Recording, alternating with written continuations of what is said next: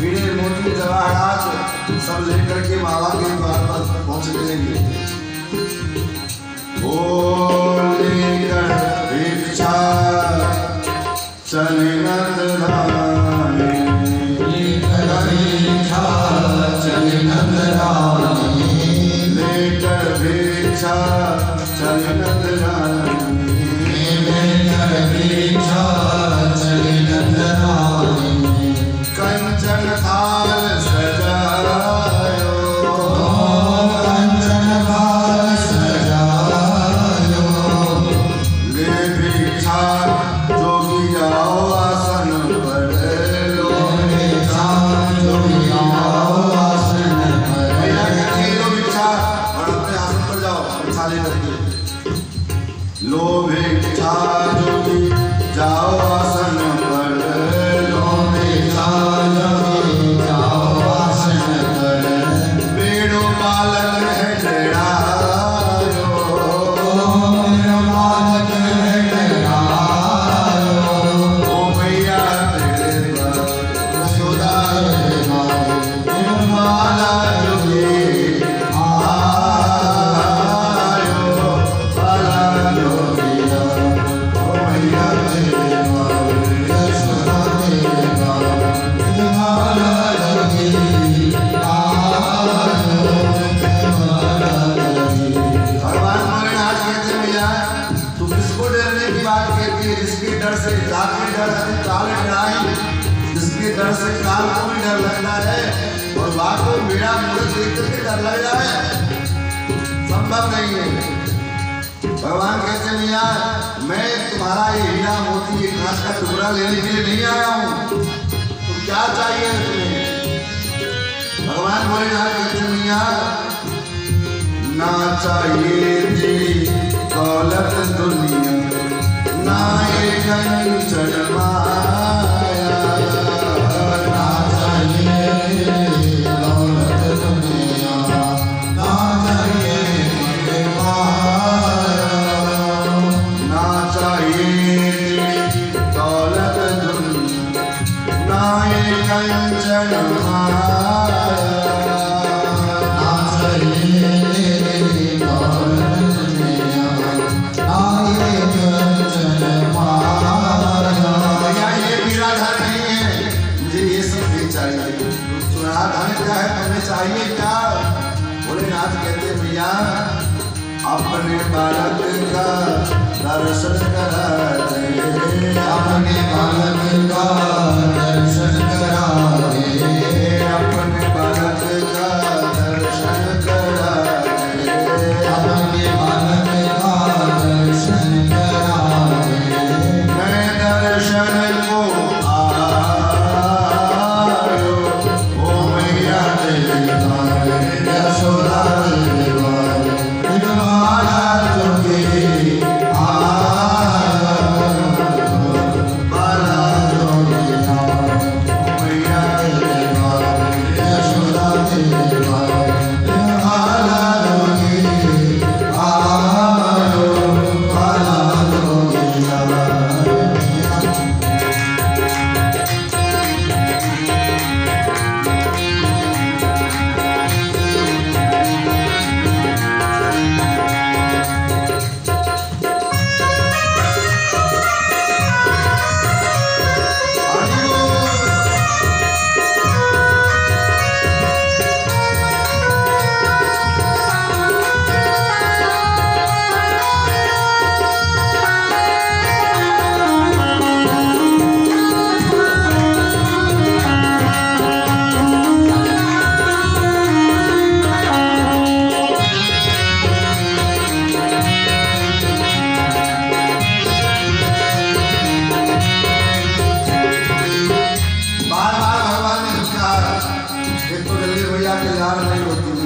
तुम्हारा ये जो रूप है, इस रूप को देख करके मेरा लाला डर जाएगा।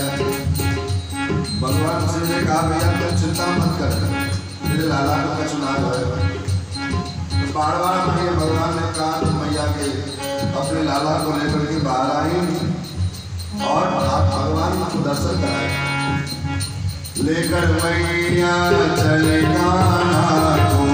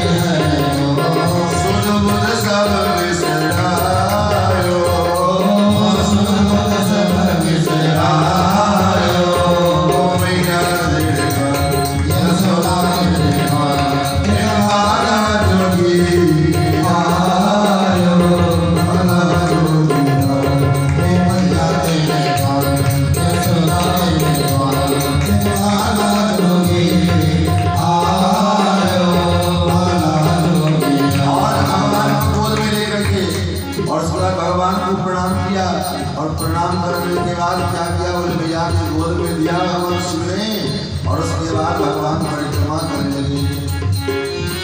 पंचबार परिक्रमा करके पंचबार परिक्रमा करके पंचवीर परिक्रमा करके पंचवीर परिक्रमा करके श्रृंगनाद बजायो श्रृंगनाद बजायो ओ श्रृंगनाद बजायो श्रृंगनाद बजायो। और जाने लगे तो मैया ने कहा अरे बाबा बहुत चालाक बनते हो। बोले क्या हुआ? बस मेरे लाला को देख लिया और चल दिए। अरे कम से कम आशीर्वाद तो दे जाओ, मेरे लाला को आशीर्वाद तो दे दो। भगवान शिव बड़े पसंद के महाराज भगवान श्याम सुंदर मणि मैं कहते बाबा बहुत बड़े चालाक बन रहे थे, मेरा प्रणाम करके आप चुपचाप चले जा रहे थे। अब अच्छा हुआ, अब दो, अब बाबा बन करके आओ, आशीर्वाद दो। महाराज इस छवि का अनुभव सूरदास महाराज करते हैं। सूर श्याम बलिहारी कन्हैया सूर श्याम बलिहारी कन्हैया सूर श्याम बलिहारी कन्हैया सूर श्याम बलिहारी कन्हैया जुग जुग जिए तेरो जायो जुग जुग जिए तेरो जायो।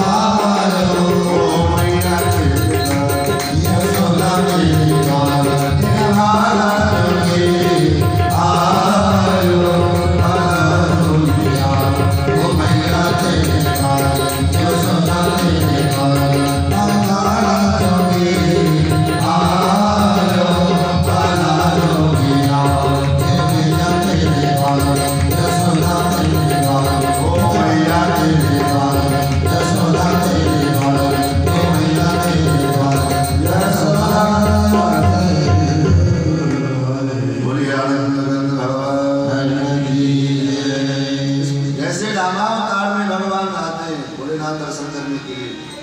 भगवान श्याम भोलेनाथ का इष्ट रूप क्या है? बोले बालक रूप, बंधो बाल रूप सोई राम। भगवान श्याम शिव का भोले बाबा का इष्ट ही भगवान का बालक रूप है। रामावतार में भगवान आए, भोलेनाथ आए, कृष्णावतार में भगवान की बाल लीला का दर्शन करने आए। एक दिन भगवान का जन्म नक्षत्र आया, मैया ने भगवान का सुंदर से अभिषेक किया, स्नान कराया, श्रृंगार किए और स्नान करा करके बाहर एक पलना रखा था। उस पलने के नीचे ठाकुर जी का पलना जो है एक छकड़ा रखा था, बैलगाड़ी, टूटी हुई बैलगाड़ी जो किसी काम का नहीं था। उसके ऊपर में आंगन में रखी थी, उसके ऊपर में मैया दूध दही माखन सब रख देती थी। और उसी के नीचे महाराज ठंडी का समय था, तो ज़्यादा गर्मी भी ना हो, ज़्यादा ठंडी भी ना लगे, तो उसी बैलगाड़ी के नीचे जो है आंगन में मैया ने भगवान के पालने को उस नीचे में डाल दिया। और जब डाल दिया, मैया घर के काम धंधे में लग गई, तब तक जो है उसका भेजा हुआ एक सक्तासुर नाम का राक्षस आया और उस सकट में महाराज घुस गया। और मैया ने 2-4 बच्चे गोपाल वाल को वहाँ पर रख दिए थे। भैया जब लाला जग जावे हो तो मोकू आके बता दियो। काल वाला ने कहा ठीक है नहीं है। अब महाराज भगवान पाले में सोए, तृणावर्त आया और सकट में घुस गया और सोचा कि ऊपर से सकट को दबाएंगे, नीचे दबकर कि बच्चा मर जाएगा। जो दबाने लगा, भगवान ने देखा अच्छा मामा जी ने पीड़े खिलौना भेजा है। ठाकुर जी ने अपने पैर को, पहले तो ठाकुर जी रोने लग गए, और जब बच्चा रोता है तो रोते रोते अपने हाथ पैर को मारता रहता है ऐसे। तो रोदतानेन पादेन क्षिप्तमेतन्न संशयः। भगवान रोते रोते अपने हाथ पैर को मारने लगे और उसी पैर से एक पैर उस सकट में लगा, उस सकट दूर जाकर के आंगन में गिरा और धम्म से, और उसे राक्षस था वो मर गया, कचूबर निकल गई उसकी, और सारे दूध दही माखन आंगन में बिखर गए। धराम की जब आवाज हुई तो सारे गोपाल बाल गंगा यशोदा मैया सब दौड़ के आई, क्या हुआ क्या हुआ? देखते क्या है कि अरे ये कैसे हो गया, ये सकट तो यहाँ पर नहीं था, यहाँ इतनी दूर कैसे चला आया? उन बालकों ने कहा मैया मैं बताऊं? हाँ बेटा बता दीजिए, सकट को वहां था। तब भैया बालकों ने कहा मैया मैंने अपनी आंखें देखो है या लाला ने तेरो लाला ने या सकट में या लात मारी और ये सकट इतनी दूर जाएगा। मैया ने कहा नारी के नशा में है क्या? भगवान खाई है क्या सभी सभी? इतने छोटे से लाला, अभी 6 महीना को लाला भयो नहीं और इतने बड़े वह सकट बैलगाड़ी और उसमें लात मारे वो और सकट कितनी दूर जाएंगे? ये तो संभव है। भगवान की यही माया है। भगवान बड़े से बड़े काम कर देते हैं, लेकिन मैया माया ने इसको वात्सल्य कहा जाए, क्योंकि मैया को थोड़ी पता कि भगवान है और भगवान चाहते भी नहीं कि मैया को पता लगे तो भगवान है, क्योंकि भगवान को पता चल जाएगा मैया को कि भगवान है तब तो सारा खेल ही बिगड़ जाएगा। भगवान की उस लीला को मैया ने भगवान की कृपा समझी, चलो मेरा लाला बच गया, मेरा लाला सुरक्षित है। अब इस कथा का हमारे जीवन का क्या संबंध है? आचार्य कहते हैं कि ये जो सकट है, तो सकट माने बैलगाड़ी। बैलगाड़ी में 2 पहिए होते हैं और गाड़ी जैसे उसके ऊपर में मैया ने क्या रखा था? बोले मक्खन, दूध दही मक्खन, इसको गोरस कहते हैं। तो दूध दही मक्खन को मैया ने ऊपर में रखा है और नीचे रख दिया है, उसको नीचे में रख दिया है ठाकुर जी को। दूध दही गोरस ऊपर है, गोरस ऊपर और भगवत रस नीचे। मानो संकेत क्या है? गाड़ी मतलब हम लोग भी दंत बाबा यशोदा मैया जी में जीव और बुद्धि, जब हमें अपने जीवन की गाड़ी में, अपने जीवन की गाड़ी में गोरस को ऊपर कर देते हैं और भगवत रस को गौण कर देते हैं। गोरस क्या है? तो गो अर्थात इंद्रिय, इंद्रियों का जो रस, इंद्रिय का रस क्या है? पूरे जीव का चटर पटर खाना अच्छा लगता है, जीवा को चटर पटर स्वाद चाहिए, तो तीखा हरा जो है फ्राई किया हुआ कलेजी चाहिए, फ्राई किया हुआ मछली चाहिए, फ्राई किया हुआ चिकन बिरयानी तंदूरी सब चाहिए, चकाचक खाना। ये गोरस है। गान कहता है बढ़िया बढ़िया भोजपुरी जब डीजे सॉन्ग पे गाना सुनने को मन करता है। कहता है बढ़िया जो है चलचित्र सुंदर देखने को मिल जाए, चकाचक मोबाइल में लगाया, लोड किया, सब हो गया।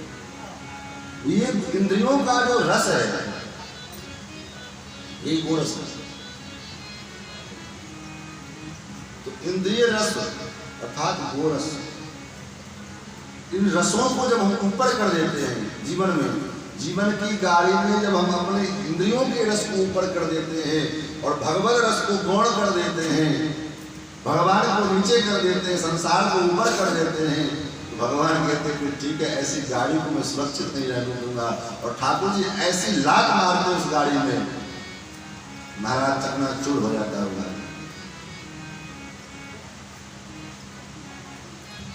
तब जाकर के होश आता है। तो ठोकर लगती है तब बुद्धि आती है। ठोकर लगने से पहले बुद्धि आ जाए तो महाराज सब समस्या समाप्त हो जाए, लेकिन जब ठोकर खाते हैं तब बुद्धि आती है। दुनिया के लोग जब ठोकर मारते हैं तब समझ में आता है।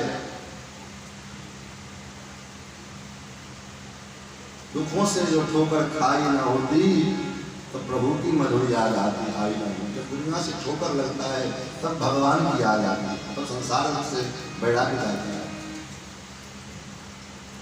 आज हम लोग चर्चा कर रहे थे दिन में, ये जो बीमारी है इसका नाम क्या है? वो कोरोना। और इसका अर्थ निकाला जाए तो क्या होता है? तो इसका अर्थ होता है कौन माने कौन और रोना। तुम्हारे लिए कौन रोएगा? कोई नहीं रोने वाला है। संसार में जब तक जिंदा हो तब तक लोग कहते कि हम आपके हैं, आप हैं, और दुनिया भर के प्रपंच लोग हरियाली आंसू दिखाते कि हम आपके लिए रो रहे हैं, आपके लिए मर रहे हैं, आपके लिए कर रहे हैं। लेकिन जब चले जाते हैं तो कोई किसी के लिए होता नहीं है, सब चकाचक चलता रहता है, परिवार चलता है, धंधा चलता है, गाड़ी चलती है, दुकान चलता है, मकान चकाचक चलता है, सब चकाचक चलता है, किसी के बिना कोई काम रुकता नहीं है।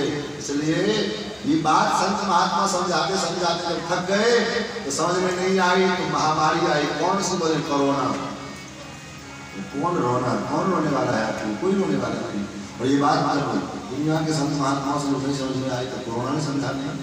अब सबके समझ में, लोगों के समझ में आ रही है, सबको पता लग रहा है कि आज वही चर्चा कर रहे थे लोग, आज की डेट में अगर किसी के लिए अगर अफवाह उड़ा दिया जाए, चाहे भले जुबान हो कि फलाना व्यक्ति मर गया, उसके ऊपर किसी को आश्चर्य नहीं लगेगा।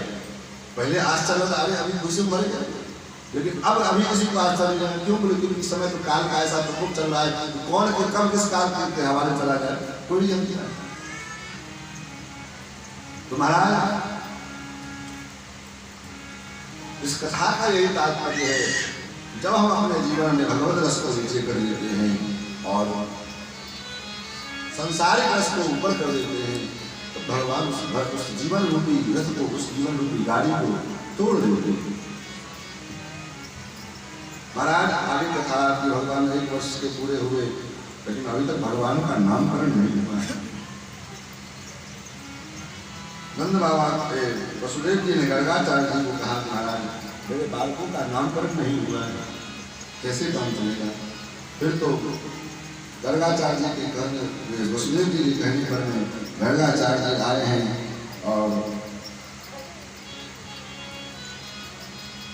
गर्गः पुरोहितो राजन्नाम सुमहातप भुजं जगामनन्दस्य वसुदेव प्रचोदितः। महाराज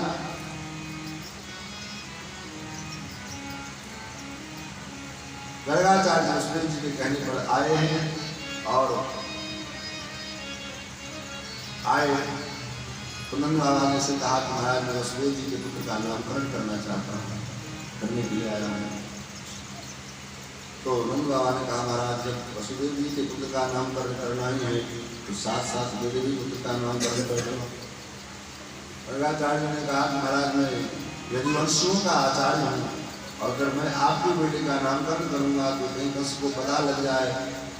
नंद बाबा ने कहा कि आप चिंता मत करो, कंस को कुछ भी पता नहीं लगेगा, चुपचाप से जो है ये काम होगा। और ऐसा ही किया। अलक्षोस्मिन् राशि मामकैरपि गोप्रजे कुरुद्विजार संस्कारं स्वस्तिवाचनपूर्वकम्। गाय के गोष्ठ में लेकर के गौशाला में गए हैं और गोष्ठ में ले जाकर के चुपचाप स्वस्तिवाचन आदि कर्म किए गए। और उसके बाद जब नामकरण करने के लिए आए तो सबसे पहले रोहिणी नंदन को अपने गोद में लिया और कहने लगे, अयम हि रोहिणी पुत्रो रमयन् सुरजो गुणैः। अयम ही रोहिणी पुत्रो, ये जो रोहिणी नंदन है ये अपने गुणों के द्वारा सबको अपने में रमण कराने वाले होंगे, इसलिए इनका नाम राम होगा। और बलाधिक्यात् बलम विदुः, बल के आधिक्य के कारण लोग इनको बल भी कहेंगे और कुछ लोग इनको दोनों को संयुक्त करके बलराम कहेंगे। और फिर यशोदानंदन को अपने गोद में लिया और यशोदानंदन को गोद में लेकर के जैसे गोद में लिया महाराज ने गर्गाचार्य जी को समाधि लग गई। कैसी समाधि? त्राटक समाधि होती है। त्राटक समाधि क्या होती है महाराज? कि महाराज आंख खुला का खुला है और शरीर बिल्कुल बंद हो गया काम करना, जैसे स्टैचू बन गया महाराज।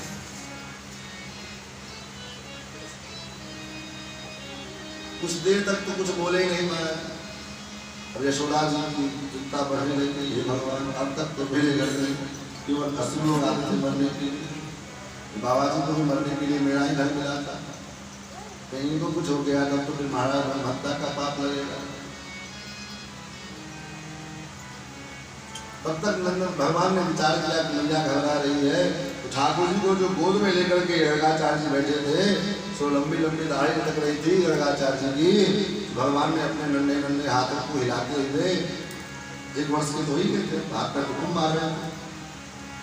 तो महाराज ठाकुर जी ने गर्गाचार्य जी की दाढ़ी में हाथ लगाया और झटका दिया, महाराज ये तुम्हारा आश्रम नहीं है, ये मैया का घर है। फिर तो गर्गाचार्य जी ने नेत्र खोले और नेत्र खोल करके कहने लगे, ये निंद्राय जी बहुनि सन्ति नामानि रूपाणि च सुतस्पते, आपके जो पुत्र हैं इनके कई नाम हैं, अनंत नाम हैं। बहुनि सन्ति नामानि रूपाणि च सुतस्पते गुणकर्माण्य रूपाणि तान्यहं वेद नो जना, अनेकानेक गुण कर्म हैं इनके, इतने गुण कर्म हैं कि मैं क्या कहूँ, वेद नो जना, वेद भी उनको नहीं जान पाते। नेति नेति करके वेद समाप्त हाथ जोड़ लेते महाराज। और इनके गुण कैसे हैं? अब गर्गाचार्य को भगवान ने इशारा किया था, कुछ बोलना नहीं आता, तो गर्गाचार्य को तो पता है, लेकिन भगवान ने ऐसा लीला किया। गर्गाचार्य जी ने ये नहीं कहा कि ये साक्षात नारायण ही तुम्हारे घर बिटावन करके आ रहे हैं, तो क्या कहते हैं, एष नारायण नारायण समो गुण है, आपके बेटे में नारायण के समान गुण है। ये नहीं साक्षात नारायण है, और साक्षात नारायण कहेंगे तो मुझे समस्या आ जाएगी। तो नारायण समो गुण है, साक्षात नारायण के समान ही आपके बेटे में गुण है। ये प्रत्येक युगों में अवतार लेता है, और प्रत्येक युगों में, किसी युग में सफेद, किसी में पीला, किसी में रक्त, लेकिन इदानीं कृष्णदाम, इस बार ये काले रंग का आया है, इसलिए इसका नाम कृष्ण होगा। महाराज इसके नाम का अर्थ क्या हो? नाम का अर्थ कर्षदीति कृष्ण, जो अपने रूप के द्वारा, अपने गुणों के द्वारा, अपने रूप माधुर्य के द्वारा, अपने रस ऐश्वर्य माधुर्य के द्वारा जो अपने जीव को, अपने भक्तों को अपनी ओर खींच लेते हैं महाराज, इसलिए इनका नाम कृष्ण है। खींचने में कितने माहिर हैं महाराज। एक बार जब दिल्ली से रसखान जी महाराज लखनऊ के लिए प्रस्थान करने लगे, तो अकबर ने कहा कि रसखान लखनऊ जा रहे हो, रास्ते में वृंदावन मथुरा क्षेत्र पड़ता है, वहाँ वृंदावन है, जो हिंदुओं का एक बहुत बड़ा तीर्थ स्थल है, उस होकर के मत जाना। क्यों नहीं जाना? वहाँ पर मैंने सुना है कि हिंदुओं का एक ऐसा देवता है जो बड़ा जादूगर है, उसको कोई देख लेंगे तो फिर उसकी बुद्धि खराब हो जाती है, बुद्धि भ्रष्ट हो जाती है। उसका ने कहा कोई बात नहीं, ठीक है, लेकिन जैसा जैसा होगा देखेगा। और जब इस प्रकार अकबर ने कहा तो रसखान जी चल तो दिए वहां से, लेकिन जिज्ञासा बढ़ गई कि आपके वास्तव में आए क्या। रसखान जी महाराज यमुना के तट पर में आए, और जब यमुना के तट पर में आए तो महाराज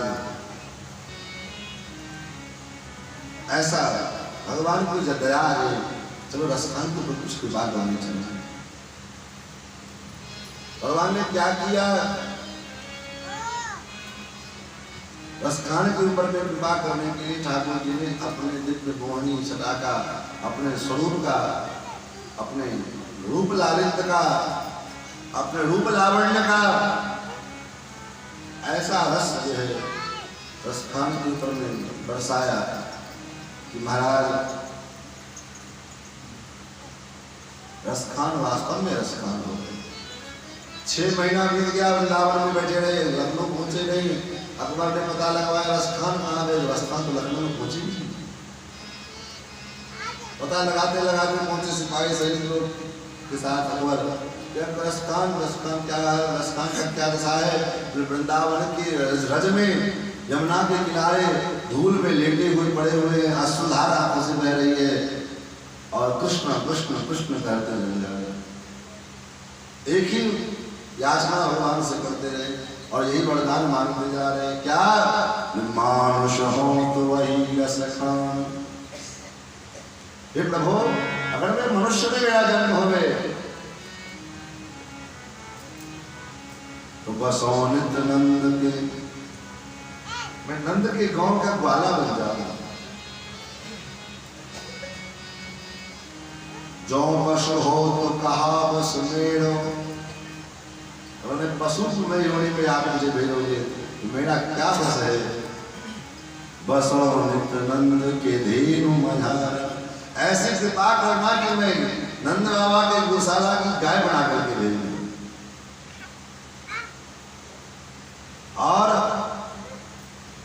अगर पक्षी बनाओगे तो पक्षी बनाओगे तो भी वृंदावन का पक्षी बना देना, ताकि मैं करो कालिंद कूल, कालिंद के गढ़ पर में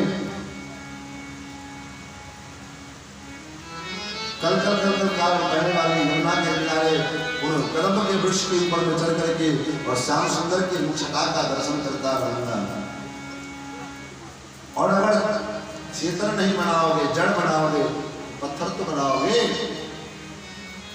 तो पत्थर में अगर जन्म हो भगवान प्रभु तो पाहन हो तो वही गिरी को, अगर मेरा जन्म पत्थर में होवे उसी गिरिराज में तलहटी का पत्थर बना देना।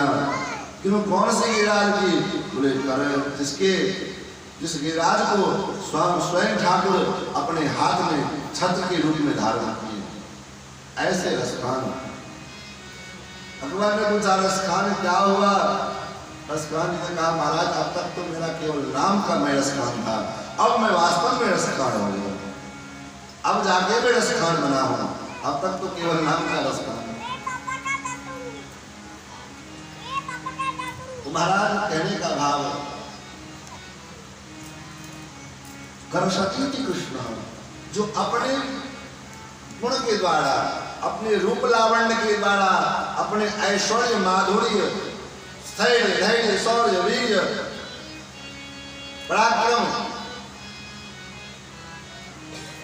आदि जो गुण के सिंधु, इन गुणों के द्वारा जो जीवों को अपने ओर खींच ले रहे, महाराज उनका नाम कृष्ण। नंद बाबा चले गए, बिल्कुल महाराज चले गए, गर्गाचार्य जी भैया ने कहा महाराज मुझे इसको समझाना क्या बाबा क्या क्या बोल के चले गए, कुछ समझ नहीं आया। मेरे लाला का नाम क्या रखा है? आपके लाला का नाम रखा है कृष्ण। भैया ने कहा अरे राम इतना टेढ़ा टेढ़ा नाम रखते बाबा, वास्तव में भगवान का नाम कितना टेढ़ा है, तो जैसे अपने टेढ़े हैं वैसे भगवान का नाम टेढ़ा है। और भगवान श्याम सुंदर की करनी भी टेढ़ी है, नाम टेढ़ा, रूप टेढ़ा, लीला टेढ़ी, सब टेढ़े मेढ़े महाराज। कभी सीधा कुछ है, सिर्फ एक चीज सीधा है, वो क्या है? मेरे साथ में जो बांसुरी है बस वही सीधा है, बाकी सब टेढ़े हैं। मैया ने कहा इतना टेढ़ा नाम मैं तो नहीं कर पाऊंगा, तो वैसे भी कितना भी अच्छा से अच्छा नाम रख दो, माताओं के लिए अपने बच्चों के लिए कुछ ना कुछ स्पेशल नाम हो ही जाता है। मैया ने कहा मैं ये कृष्ण कह करके नहीं बुलाऊंगी, तब क्या कहोगे? तो कनुआ कहीं कहीं बोलत मैया। मैया ने अपना नाम रखा क्या? बोले कनुआ दे दीजिए, कनुआ, कृष्ण कन्हैया, कान्हा, ये सब मैया के स्पेशल नाम है। अब भगवान कुछ बड़े हुए हमारा एक दिन भगवान बच्चों के साथ खेल रहे थे, तो बच्चों के साथ खेल रहे थे तो खेल खेल में भगवान ने उन बच्चों के घरों को तोड़ दिया। मिट्टी का घरों का बच्चे बनाते थे और उनके घरों को भगवान ने तोड़ दिया। जब तोड़ दिया तो बच्चे नाराज हो गए। तो बच्चे नाराज हो गए तो भगवान ने सोचा भगवान ने क्यों तोड़ दिया घर को? भगवान बार बार घर बनाते, एड़ी तक मट्टी घर करके और सख्त से पैर बाहर निकाल लेते, घर को छोटा छोटा बिल्ली से घर बन जाते। भगवान सोचे कि हम बदराज के बेटे, नंदराय के बेटे, हम तो बदराज है, हमारा घर भी बड़ा होना चाहिए। तो भगवान क्या करें, ठेवना तक मट्टी भर लें और जैसे पैर खींचे तो मैं फट से घर टूट गया। भगवान से घर बने नहीं।